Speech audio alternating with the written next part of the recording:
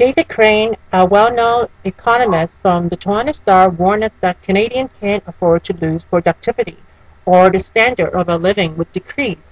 And even worse, we cannot take care of the aging population that will come in the next decade and two.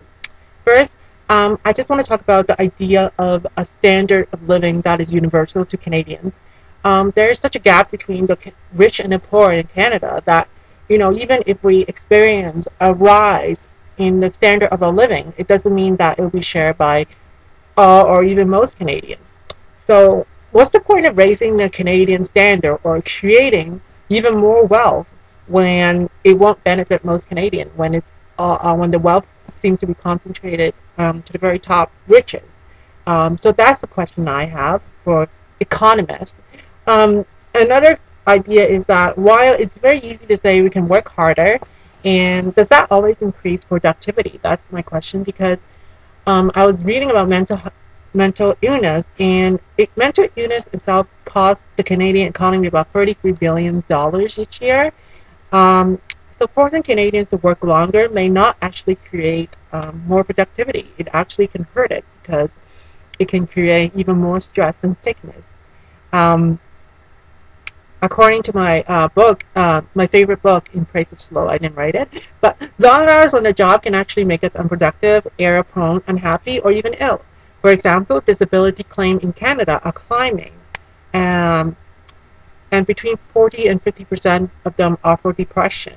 And in the public services, mental health claims doubled between 1991 and 2008 to 45%. So in order to sustain our social programs, David Crane said that we have to if we don't think of a way to increase our productivity, we may have to work longer hours. And he defined productivity as a measure of how smart and efficient a society is in using knowledge idea to achieve a higher level of value per hour worked. And Canada currently ranks 15 among the 30 spot Organization for Economic Cooperation and Development country in productivity. And supposedly, in order to attract investment, the Conservative government is planning to cut the corporate tax cut down to 15% in the next few years. And though Michael Ignaty from the Liberal Party has announced plan to freeze corporate tax rate so they can pay for a more caring, environmental friendly, and smarter society. That is, if Michael Ignaty can ever become Prime Minister of Canada, which doesn't look like there's a very good chances right now. Of course, freezing corporate tax cut rate would actually deal with the annual budget deficit of $54 billion that Canada has right now. And NDP leader Jack Layton has also been sharing the position of scrapping corporate tax cuts because he said that it would generate $6 billion in government revenue each saving year. But of course, we expect the Harper government to attack this ridiculous proposal. The Harper government and institutions like the TD Bank and the Canadian Chamber of Commerce argue that even the Liberal proposal of freezing the corporate tax rate at 18% would be bad economic and resulting in the reduction of investment and the less multinational paying the taxes. But according to a report, which I would put as a source on the right side of the video, Canada already has the lowest effective rate for corporate tax cut, followed by the Netherlands and the United Kingdom. So there's no comparative advantage to further reduce corporate tax cut rate. One is led to think that if Canada is already the leader in having the lowest corporate tax cut rate, any further reduction is simply an act of neocon ideology proposed and promoted by the Conservative government. So if we do continue the rat race of reducing our corporate tax cut, what is the result? Well, the result is that the federal government will not be able to deal with the budget deficit that we have unless we cut funding for public programs. For example, like healthcare. The Quebec government is already introducing user fee into the healthcare system to pay for the bills, and during the U.S. debate on healthcare reform, our conservative finance minister, Jim Flaherty, actually warned Americans about our publicly funded Canadian health system. He urged Americans to not only at a publicly funded healthcare system, but to keep in mind an element of competition into the debate.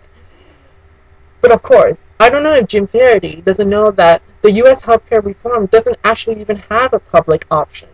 So it's nothing like our system. And they do need an element of competition from the publicly funded model, which they don't have right now. But I don't think Jim Faraday means competition in that term of reference. The Harvard government is expecting also a 43% increase in spending for prison capital costs from 230 million to 329 million. Why do we need to build all the extra prison? I don't know. Maybe there would be more stoners being arrested. Who knows what his plan is? But we know that under the current finance minister, Jim Faraday, was actually a cabinet minister from the Harris government in Ontario a decade ago, and their strategy back in Ontario has been quoted is to create a crisis and to use privatization to deal with the crisis.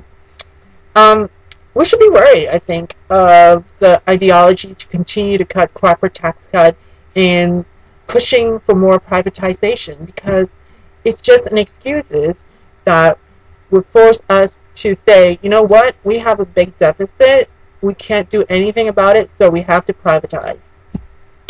And we have to outsource more jobs to foreign workers to increase competition, which means a more precarious job situation for Canadians, more stresses on our system, more people suffering from mental illness, more gap between the rich and poor. Is that what we really want? I think it's time we debate that, and I think any time that we'll have future election, we should be basing our debate on tax cut, and we should be more hopefully we can have a more mature debate on it.